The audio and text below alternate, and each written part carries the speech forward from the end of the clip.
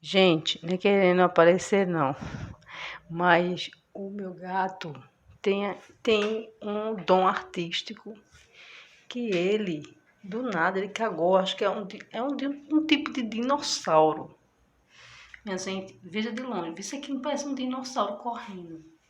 Gente, isso aqui é arte.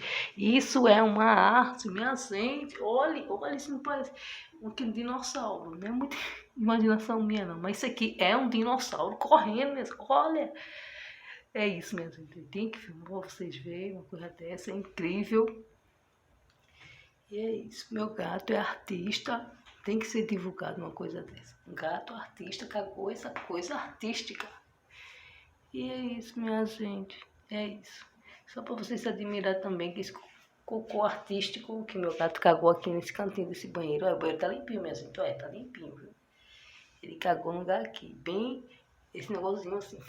Parece um dinossauro correndo. E tchau, minha gente.